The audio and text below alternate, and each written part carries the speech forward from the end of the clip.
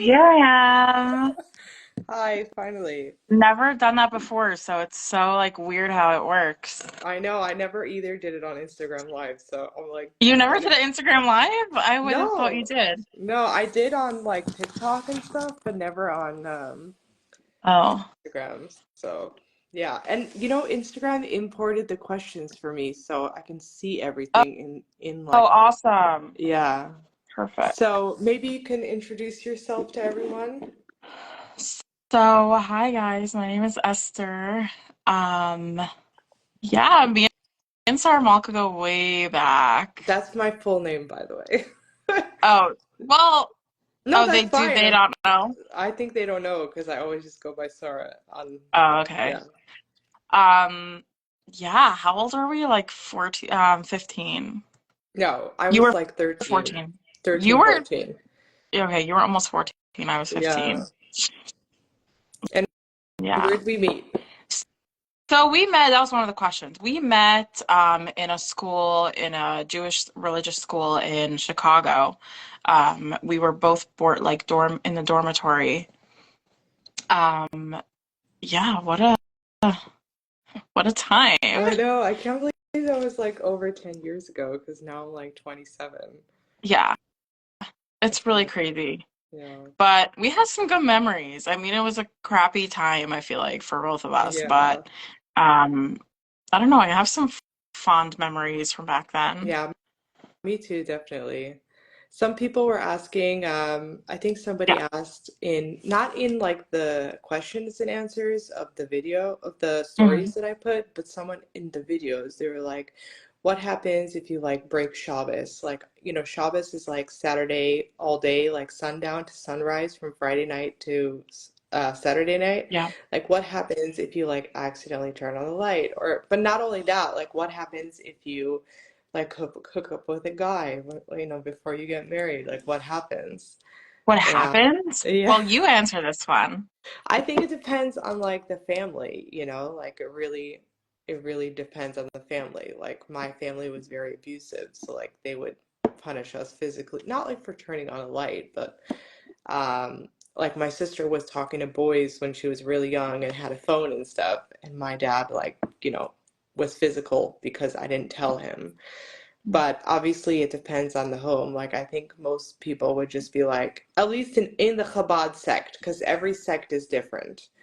Um, I think they would just be like, don't do that again. I don't know. Like, Um, I guess it depends. Like, we're talking about when you're still living at home, or we're talking about like personally what happens like as a person when if you're single and you're living on your own and you do something that's maybe not accepted in the yeah. community. Maybe I like when think you're if you're living at home, because then, like, when you're an adult, you can kind of do whatever you right, want. you kind of just do what you want.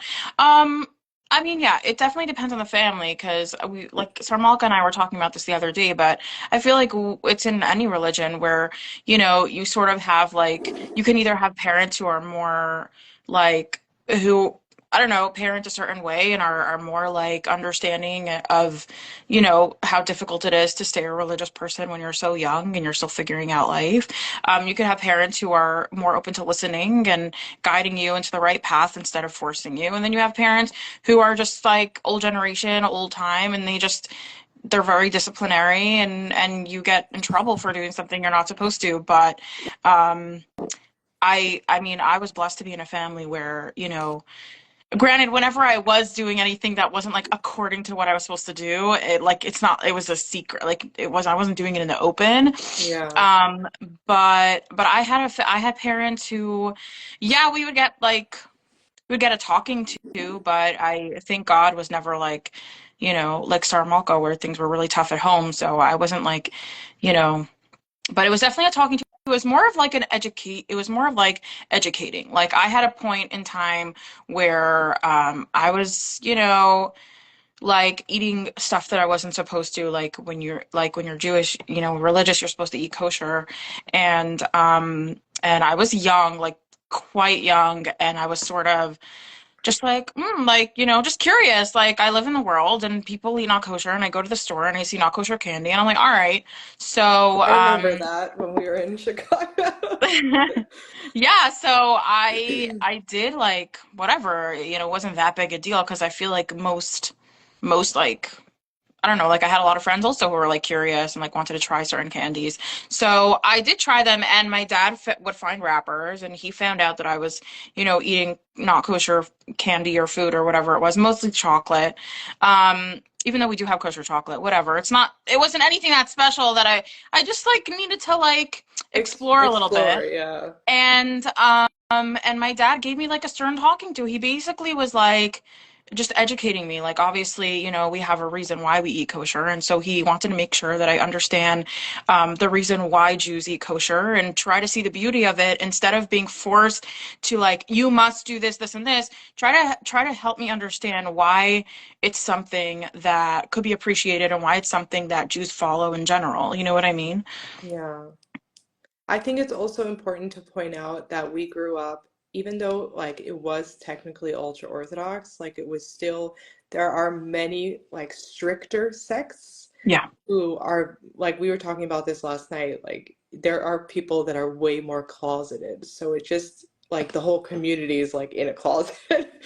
So we grew up in like a little bit more of a liberal sect compare even though it was really strict, and if you would look at it from like the outside, you'd be like, oh my God, they're so crazy religious. But there's even more religious, like even more crazy, crazy religious. So we're just talking like from our experience growing up in the sect that we grew up in. Right. And that's where also people were asking, like, can we be friends? Because we're not, I'm not religious at all, and you are. And I mean, I don't think it's like a problem, right? I Right. mean, I don't, growing up, I didn't have like many non-Jewish friends because we went to like Jewish schools and everything. So everyone you surround yourself with. I did have like a really good friend who was a neighbor, and she was not Jewish. Mhm. But I think also like the way you're friends with maybe like Jews are different than how you're friends with non-Jews, because like they don't really understand like your culture and your, so like maybe you're going to go to synagogue with your Jewish friends, but you're never going to do that with like your non-Jewish Right. friends. Obviously. Um, Yeah. I did have, I went to beauty school, so I had friends. I don't know if they were like close friends or anything where I wasn't like hanging out in my house with them, but I mean, I've definitely been friendly with lots of not Jewish people, and it was totally chill. But yeah, like you said, Sarmalka, like I'm not taking them to synagogue. We're not like doing a Shabbat meal together. Like they're not. I mean, maybe they are interested. I don't know, but like either way, it's not like. I don't know, and it wasn't like a planned out like, oh, I'm only keeping these friends at a distance. It was just like it's not a type of life that's easy to mingle. Like, let's say, we did have neighbors actually. We did have not Jewish neighbors that my little sisters hung out with all the time. And whatever, they jumped on the trampoline together. They went up, they played outside together. I babysat for them in their house, and it was normal. Like we talked to like their parents were friendly with my parents. And they actually we did invite them over for a Shabbat meal, even though they weren't Jewish at all. Yeah. Um, we invited them over for the Shabbat meal because we lived next to each other for so long. They knew we were a religious family, and if they weren't interested, they could have like declined the invite. But they came, and it's just, I mean, yeah, there's like what's the word for it that I'm looking for? Um, I'm trying to read your there's mind, but I don't no, like know. it's just a regular meal. There's just like um parts of like there's what's it called? There's like a process of like The um blessings and stuff like the that. blessings and those type of things are like, I'm sure we're interesting to them, but not in a way where like these people are nuts. Like more just like this is their religion. I mean, It maybe was they thought we were nuts, but they just didn't say I mean, we anything. were friends, so like whether they thought it was like something that they would be interested or not, it like who cares? Like it's just a meal, we're hanging out, and they didn't have to come. So I don't know, I feel like it's also like decent people will be respectful. Yeah. And it's very clear when you're Jewish. So if somebody is friends with you and they know you're a religious Jew, then they obviously know like however little the world knows about Jews, like everyone knows someone religious has like interesting things that they do. So I don't know. I mean, I don't think that you think that most people think that Jews are crazy. I know, I think it depends. Like some people, they think they're like I think most people think from what I've heard, like from my husband and other people, they're like, wow, like Chabad people are so crazy religious. Like he says about you, like you're so extremely religious. And I'm like, well, actually, like compared to other, Chabad people, Esther is actually really chill. Yeah.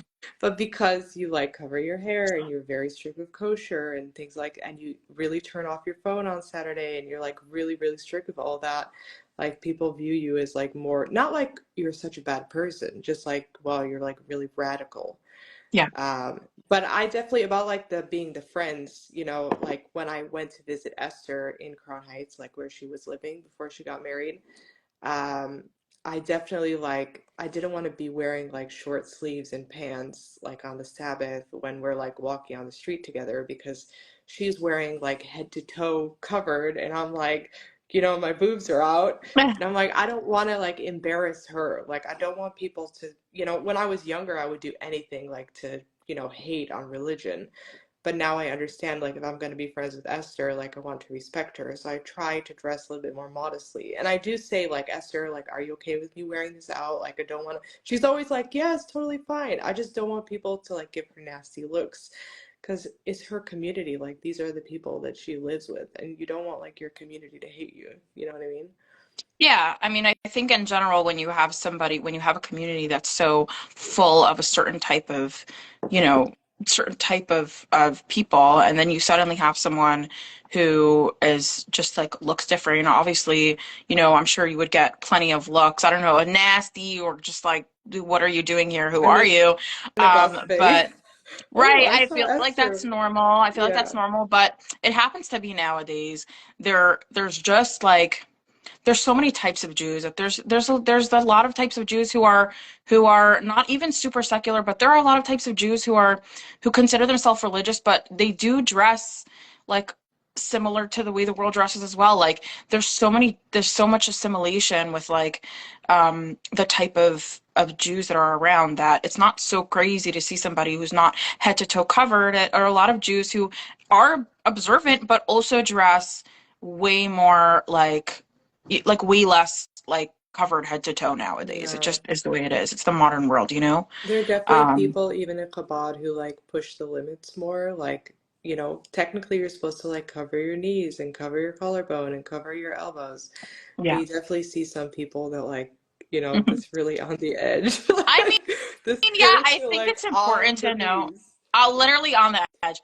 I think it's important to know that no matter how religious or how like what kind of observant family you grew up in, or whether like me who's deciding on my own volition that I'm gonna keep be observant and keep all the laws that I'm supposed to, I think that there's everyone just has a religious journey, and you have the ones who are just totally comfortable with just, the way they grew up and they love it and that's what they do because that's what they know. And maybe some people have more passion for it, some people don't, some people go off the path, some people come back. Everyone's on their own religious journey, and some people are observant, they want to be observant, but the specific aspect of being covered up fully is really difficult for them. And so for them, they're not on the level where they are. Maybe they will, maybe they won't, but you really like yeah, there's a rule that you're supposed to keep, but we're human, and like everyone, will struggle with different things. Like for me specifically, I am wearing a wig, but like at home, obviously, sometimes I don't want to wear a wig. And I'm really supposed to wear like a headscarf, like when I'm not wearing my wig at home because Yeah. it's not always so comfortable. But I struggle with that. I struggle with wearing it like all the time. Sometimes I go around with my hair and it's fine. I am striving to get to a point where my hair is always covered. Obviously with my husband, it's like it's not there's like the rules are different regarding like what's it who with your husband your hair's allowed to be uncovered, but it's a more beautification of the law of the rule that we have to cover your hair, even when you're home and even when you're with your husband. So for me, that's something that I would really like to do. I it's a journey for me. Like I will get there. I know I will because I want to, but I'm not like it's a process, you know what I mean? Like just like things people struggle with all types of Yeah. things, you know? And we were also talking about this, we had a long talk last night. Yeah. We were talking about this last night about how like there's also like a lot of hidden things in the community. Like you don't really know, like even in the secular world, like in the normal world, Yeah. you don't know what's happening in people's homes. Like I personally know somebody who's very, very religious, but he's actually fake religious. Like he just Yeah. does it for his family and well, his family knows that he's like not really religious, but he does it because he's like a businessman and he doesn't want to lose the business. But he's not Chabad, he's like more like from a different sect. I don't want to like say because I don't want to have any hints about like who he is to protect his privacy, but he like has sex with women and things Yeah. like that when he's married, but his wife knows everything. She just doesn't want to leave because like they have a life and they just want to keep that life. And he also doesn't want to lose like business deals. So openly he's like very, very religious. Like if you would meet him, you'd be like, okay, you're super, super religious. But in the privacy of his own home and like amongst people he knows that he trusts, he's like totally not religious. So even if people like appear to be very religious, like you have no idea what's happening in somebody's home. That's true. Yeah.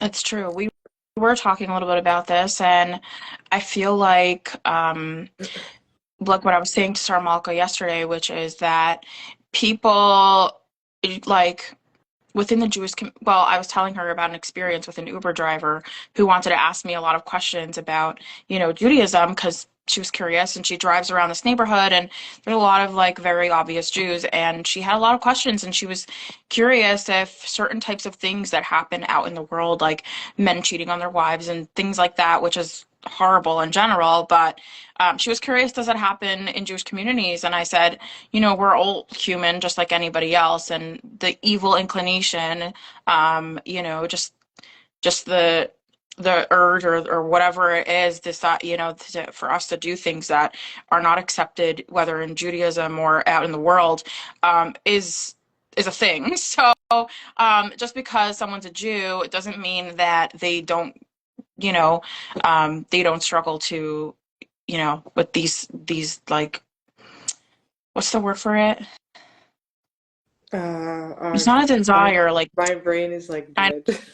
know for real. I wouldn't call them desires, urges, or whatever Yeah. they are, right? It's like we're all just human. So yeah, I mean, I was telling Sarah Malka like the percentage of guys that cheat in a Jewish community, in a religious observant Jewish community, is it smaller than the percentage of a community that's not Jewish or religious? Probably because I would, in my personal opinion, I would say yes, because we have a lot of like restrictions and limitations that we need to follow by, but that are also sort of like walls. And what do I mean by walls? I mean like prevent us from doing something that would like be, that wouldn't be an appropriate way of behavior. So we have a lot of walls that prevent us from getting to that point. So like a lot of a lot of families like is it necessarily against Judaism to like go on the internet? No, but like a lot of families don't, like you don't, because you don't want it to lead you anywhere. So it's not a perfect example, but like there are a lot of things you're not supposed to do because you don't want it to lead you somewhere bad. Like specifically talking about this is a little bit of an interesting one that might be hard to understand, but women singing in front of guys, right, Yeah, Sarmalka? yeah. So I don't know, like it's not necessarily that a guy can't hear a woman's voice. At now, I guess now you're really not supposed to because it's become a law, but I think in like originally it wasn't that a guy couldn't hear a woman's voice, but it happens to be that a beautiful woman's voice can be really enticing to a woman just because guys are guys and it is what it is.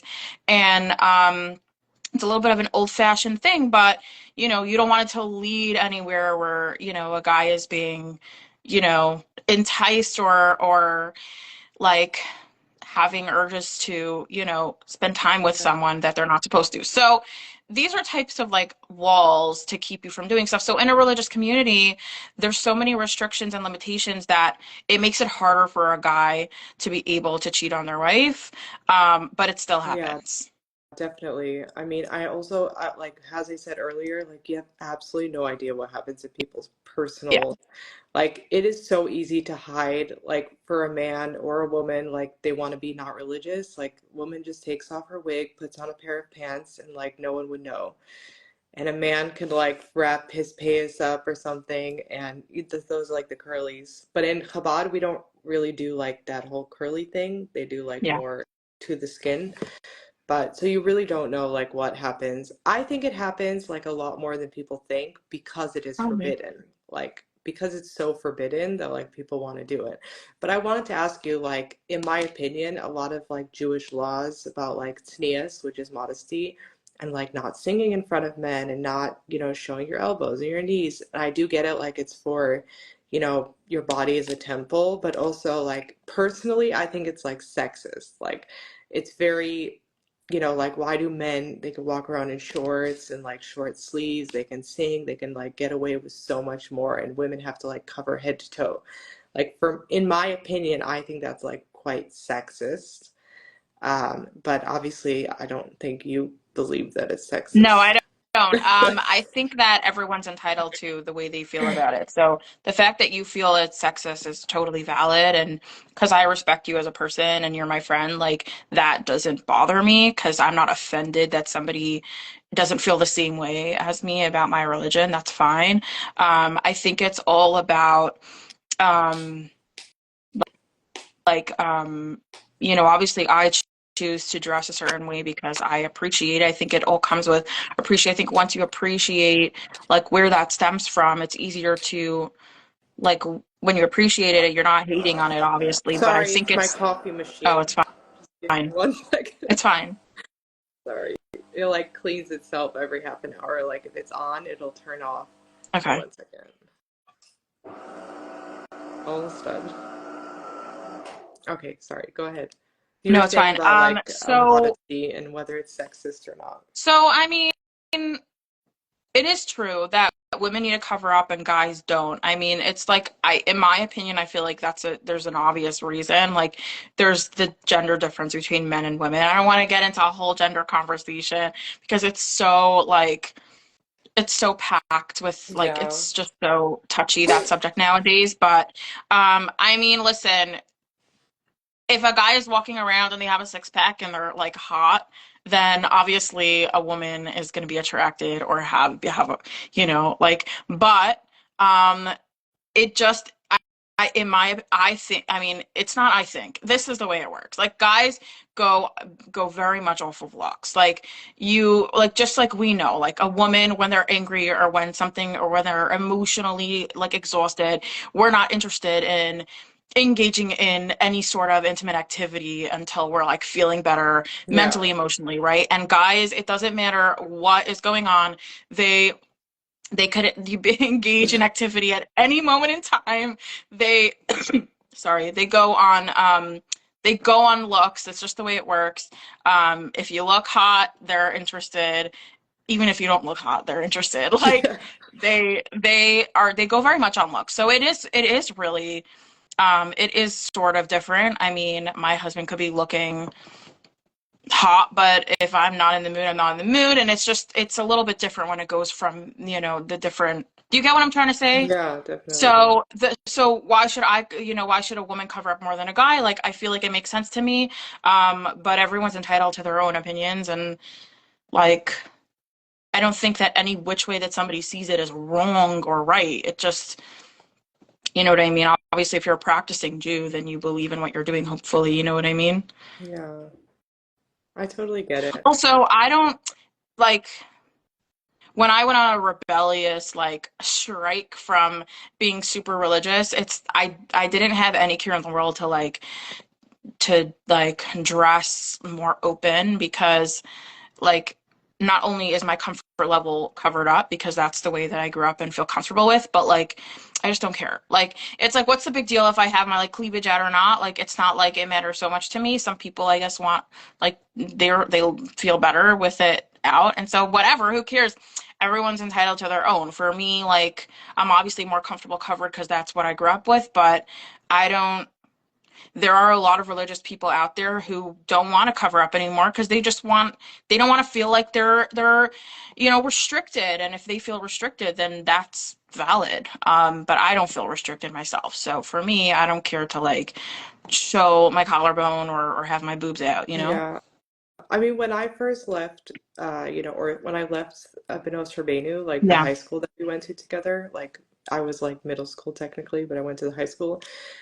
When I went into foster care from there, I actually still dressed religious for a very long time, even though my foster parents really didn't care how I dressed. I mean, obviously, like they didn't want my boobs hanging out or whatever, but they didn't care if I was modest or not. But when I went to public school, I was still so comfortable, like wearing skirts and stuff. Like I didn't know any different, like for my comfort level, that I still dressed very religiously. And actually, I found out many years later that people call me Super Jew because I still dress so modestly.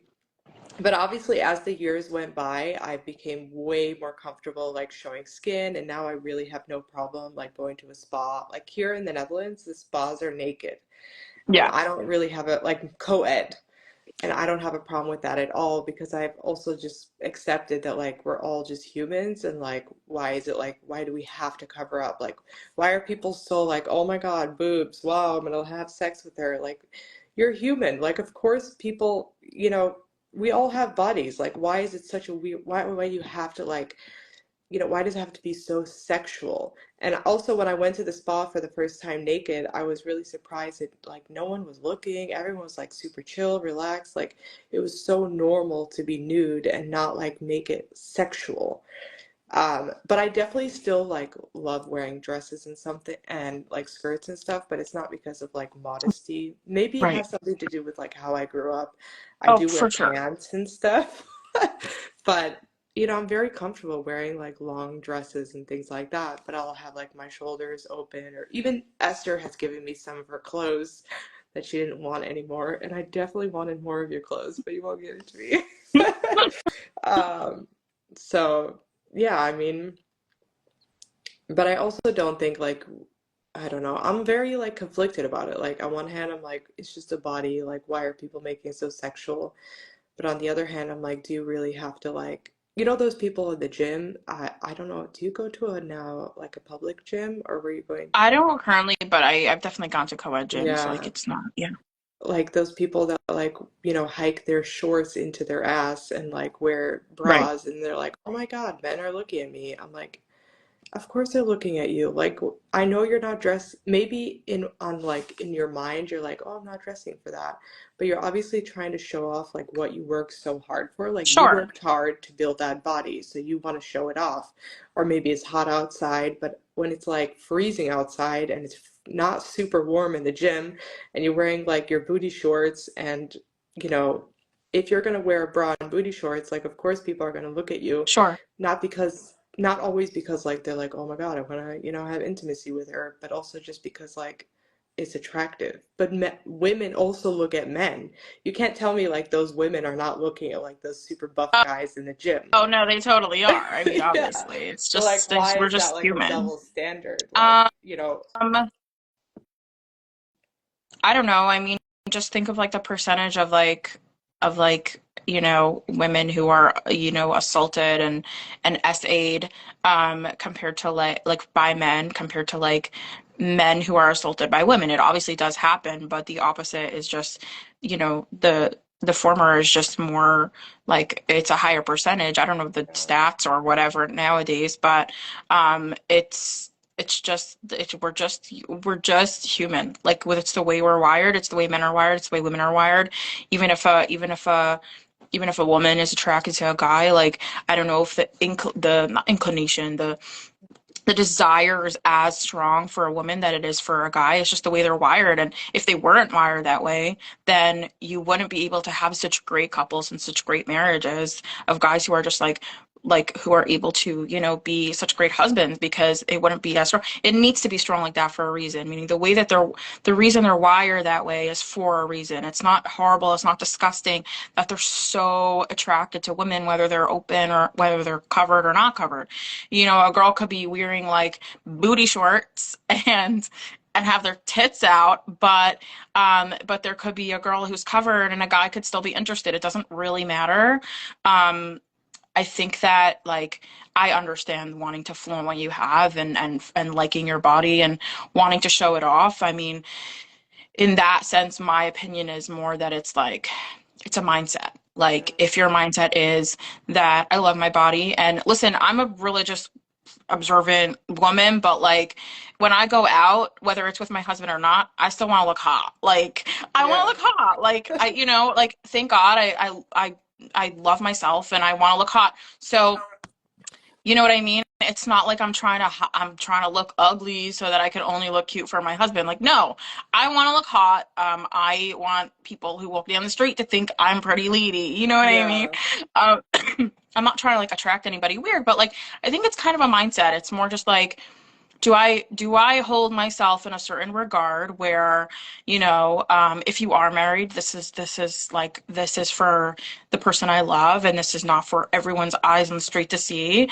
Um, and that's a certain like place that you hold yourself in, and it's not that one person is better than the other. It's just based on the person themselves. Like um, the young girls who are going at it nowadays, like that makes sense. They're young. They're not like in a level of maturity where, they want to cover up. And you obviously see that the older people get, the more they cover up. And if they don't, then maybe they just don't care. But I think it's a mindset.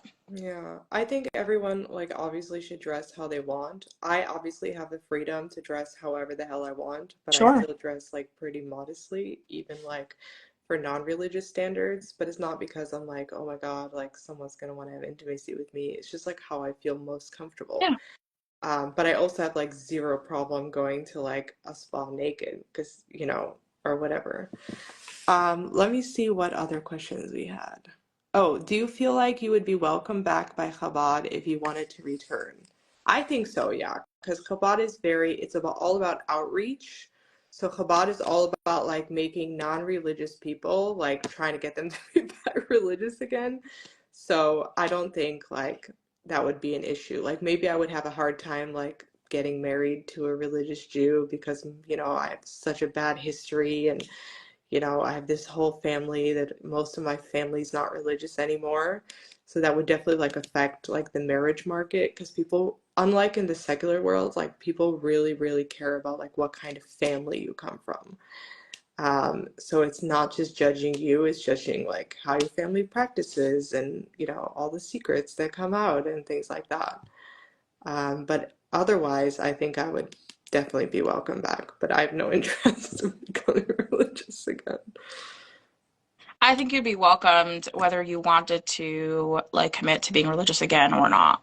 Yeah, I think so too. I think that's also like a very unique thing to Chabad because I don't know if that would be the same in all the communities. No, because their goal is not, like you said, Chabad is to outreach, is to bring Jews with a Jewish soul closer to where they came from, and it doesn't matter. Like that's just the goal. The goal is not to like turn that person over and have them like look exactly like we do. The goal is just bringing them closer to their source. And so if that's like if you get like if Sarah Malka came to a Chabad house and she was hanging out for a little while on one of our holidays or something and then she left and she didn't ever come back, it was like we still reached our goal. We still Yeah, got her to come and spend time and be, close to this type of environment. You know what I yeah, mean? yeah, definitely. My sister actually is at the C-Teen in Times Oh, that's Square, or she was. so Yeah, cute. she met Miriam X, what's her name? That really famous TikToker who's I'm also, I not gonna think know who she's that is. Chabad. Ah, okay, anyway. People in my comments sometimes ask, like, what do you think about that? And I'm like, about her account, but she just like talks about what it's like to be Jewish. And Oh, I think like she glamorizes it, like, obviously because I come from like a completely different perspective. But people also asked, what do we think of Unorthodox? That was with Devorah Feldman, I think. yeah. Yeah, Is that the one where she She goes to Because like I get Berlin. them mixed up constantly. Yeah. There was one with like this petite woman whose name is Esther, who like, Yeah, do but you know her what I'm real talking? name, yeah, yeah, but her real name was Devorah Feldman. Oh, so that's the one we're talking about, Yeah, where the one who she like went couldn't to make it happen with her Germany. husband, and so she like left the community. Yeah, but she was like Satmar or something. Like she wasn't Chabad. Right. So that was a different sect in Judaism. They do things I can't speak much on it because I don't know that much about it. But they things are different for them. Mm. So I don't really know like what goes on in the like the depths of their families and communities. I will say with these type of shows, like any type of show showing any type of religious Judaism type of thing, um, it's very like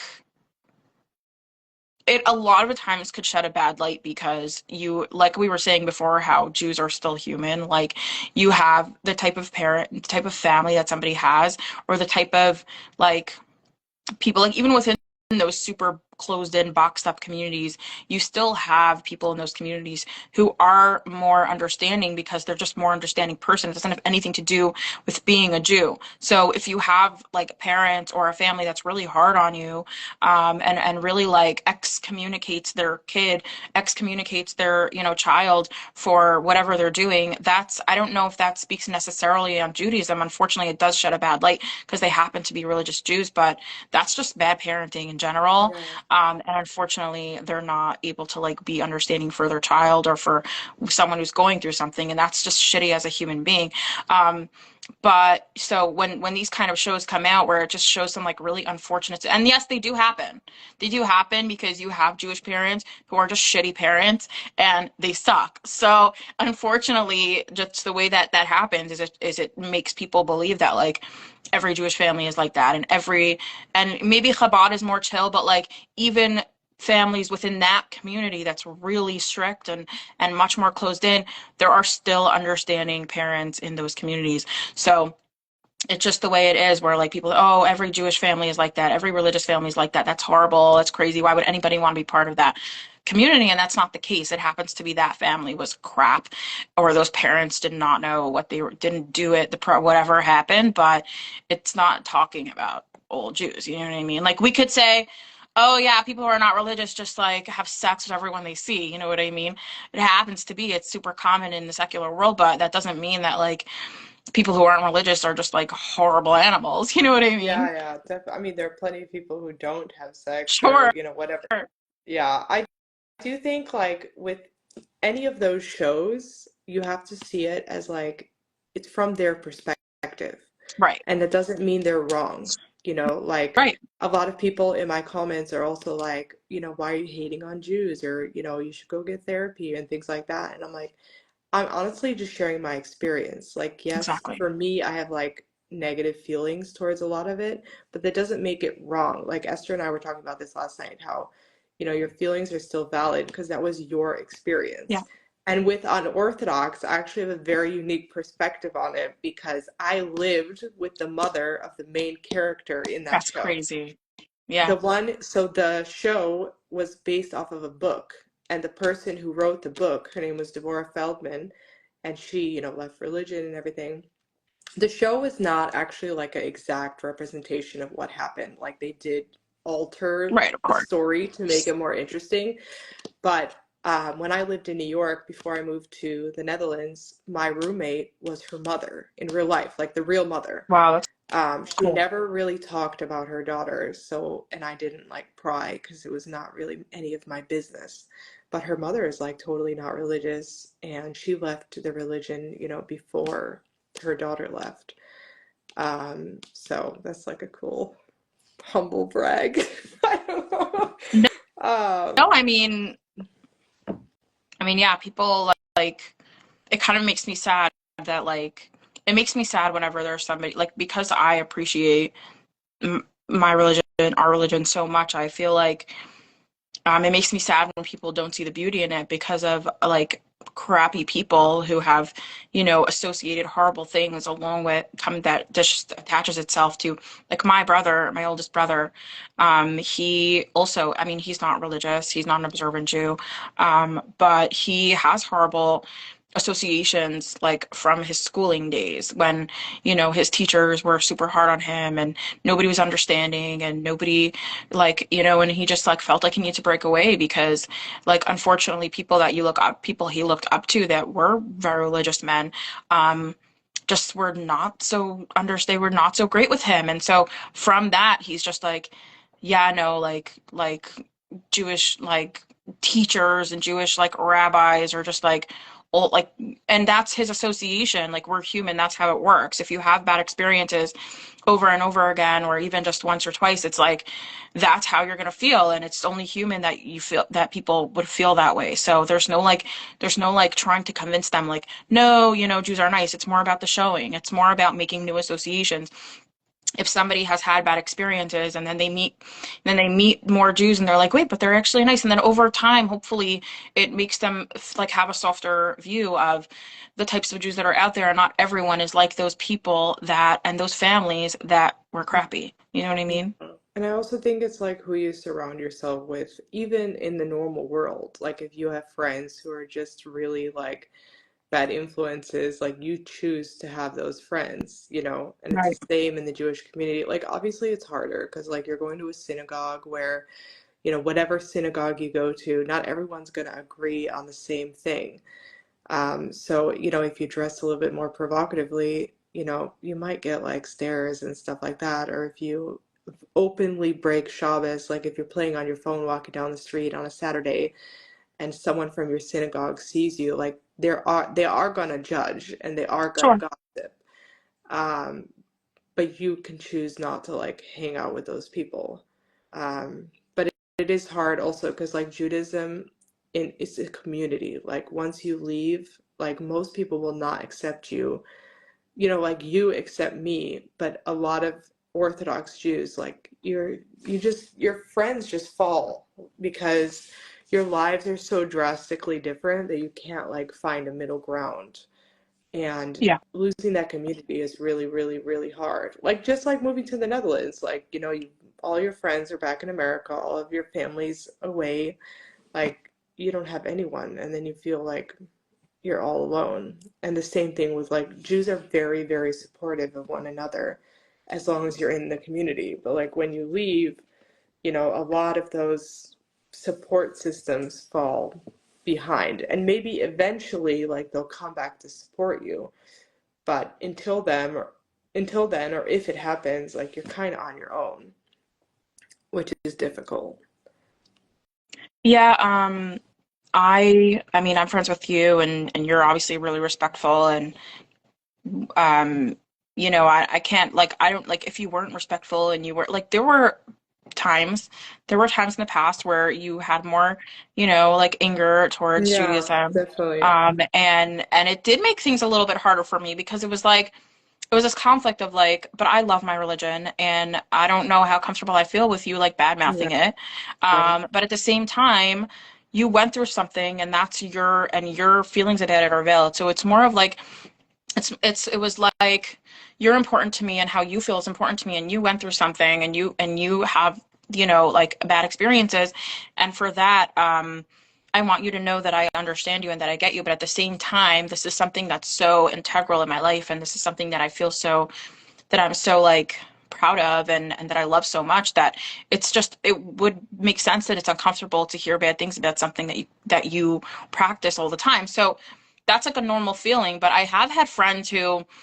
um I've had friends who were also not so religious, not so observant, and they kind of were engaging in a lot of activity that just made me uncomfortable. I'm valid to feel uncomfortable with, you know what I mean? Like, yeah, I'm an understanding, chill person, and I get people's opinions and perspectives, and they don't faze me. Like, they don't deter me from like, I know myself well enough to know that I love Judaism, and something somebody says about it is not going to be like, wait, you're right. And like I'm not like that, like you know what I mean? But they were engaging in activity that it doesn't follow along with things that I do, and it did make me uncomfortable. And for me, I get to make the decision if I want to have my boundaries with them or if I just want to say like, listen, I love you, you're a great person, I wish you the best, but like the things that you're engaging in just make me uncomfortable and I don't know if this friendship makes sense anymore at this point. And I feel like it doesn't even only have to be with religion. Like You know what I mean? Just people like even people who are not religious, their way of life doesn't like, doesn't like just fall in line with the way of life of someone they're friends with, and then just happens to be their paths don't go in the same direction. So I did have to get rid of that friend because I wasn't really like comfortable with what she was doing, and it was like, whatever, okay, then like, go for it, and but that just doesn't work for me. So I don't Yeah. know, everyone can make their own, everyone can make their own decisions on who they want to be friends with. I do think it's really important to like respect one another, which is really hard. Like when I first left Judaism, I had a really hard time. Like I just hated Judaism. Like I wanted to rebel and just like hate on everything and everyone. But over the years, I've definitely come around. But I also, if someone is religious and they want to be friends with me or whatever, talk to me, like I do expect them to also respect me, Yeah, for who I am. Like I can't have you like hating on my life, and we're going to be friends. Like exactly. that's just never going to work. Like you're allowed to practice Judaism the way you want to practice, but if I don't want to practice or I want to practice it like, you know, more liberally, like that's my choice. Exactly. Um, yeah, but I think in most cases, a lot of people have hard times like being friends with people that have like drastically different views or different lifestyles because your lifestyles just don't mesh together. I think that's like a pretty normal, Yeah. reaction. I think I'm gonna look for like one more question and then we can cut off because Okay. it's been like almost an hour. Um, okay, I'm kind of hesitant to answer this question, so I'm like, Mhm. I'm not sure if we should go there. About anti-Semitism, like, do you feel like anti-Semitism is like getting worse? Like, how do you feel about that? Um, it's that's a harder question for me to answer because I'm not like super, meaning like I don't go on like all the news websites and look at all the attacks, and I don't like engulf myself into what's going on in the world so much because um it's just a lot, and I'm not into news in general. So I mean I do hear when there are attacks and there are things that happen to Jews, but I don't want to like, I personally don't Yeah. like push myself into like needing to know everything that happens. The way that I feel about anti-Semitism, it happens to be that in the community that I live in now and the community I lived in before in Brooklyn, New York, um, there are definitely attacks. I personally have never like been in one myself, like thank God. But um I do see them like I do see and hear of them happening. Um, do I feel like it's on the rise? I mean, obviously, anyone could look on the news and see that it's on the rise. Um, I think that and I don't even really know what to say. I mean, it's just it's a forever long thing of people just like hating on the Jews, just like, you know what I mean? There's just hatred in the world, and there's just there's just people who are full of hate in the world, and it's really sad to see. Um, I don't know, like living in Brooklyn, New York is like obviously you knew things were happening all the time and things happened in Manhattan. It was more just like making sure you're safe, keeping, pepper spray on you and being, environmentally aware and making sure you're not wearing both headphones and just kind of trying to keep safe. But I don't see the point in like, I'm not the type of person that likes to just like feel anger. I don't want to feel anger about people who hate Jews, and I don't want to sit around and be nervous and anxious and be angry. I don't want to be angry. So I'm not interested in like anti-Semitism occupying my mind space.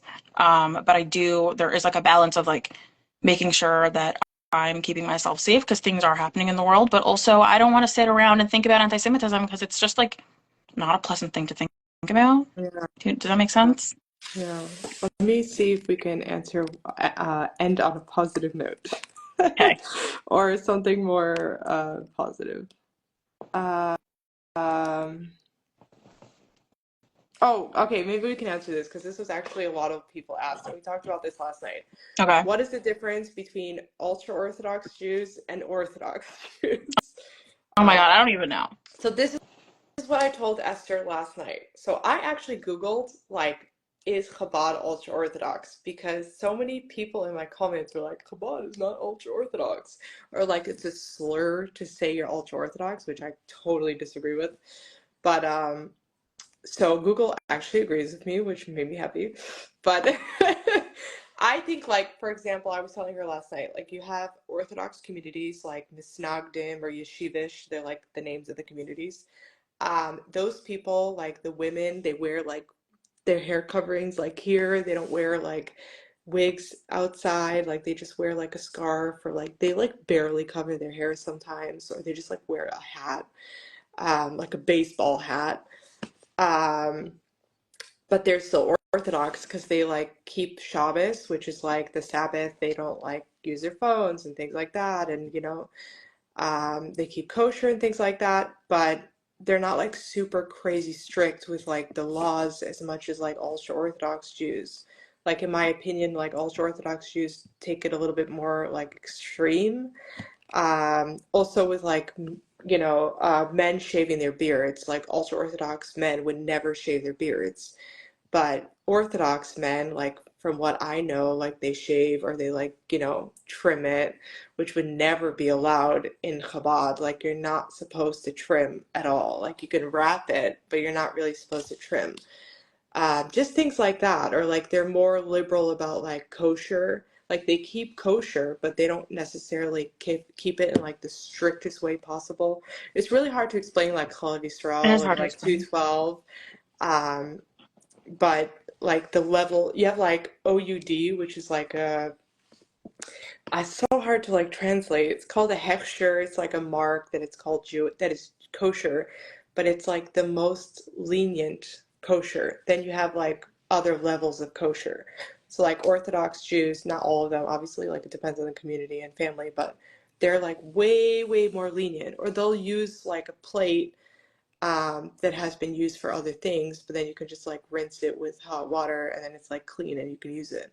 But like Orthodox Jews would not really like use like a plate from like not kosher. Like they would just take a different plate, like a brand new plate, or you know. But maybe I know you were not sure like actually what to answer about this, but maybe you thought about it overnight. Um, I mean, it's hard to like it's different because it's hard to say because there's like what you see from the outside and then there's what you know about the actual laws straight from the scripture and then the nuances and the stuff that like the commentaries over time that have made the law different. Like there's all types of like there's like the inner workings that like you don't see from the outside. So if you're looking from the outside, in my opinion, I would say that um who are the like the ultra orthodox are the people in the more like Hasidic communities where they have like the curly and like um in my opinion, I think those are ultra orthodox because those are the people from the outside that are the most boxed in, that have the least exposure to the world and don't mingle and take don't like and get involved in the world. So for me, those people seem like they're ultra orthodox and they just don't like it's not their thing to be mingling. So for me, that's what I would say. But yeah, there's a lot of inner workings. Like it's true that Chabad, like we do follow things like more strictly. We do have a lot of like we don't just follow the law. We follow like things added on. Commentary, Yeah, yeah. we follow like things that were added on over time. So it ends up being that we don't just keep the law, we keep like a lot more to like, so yeah, so is it more like do we keep yeah, there are more strict, there are more restrictions that we follow.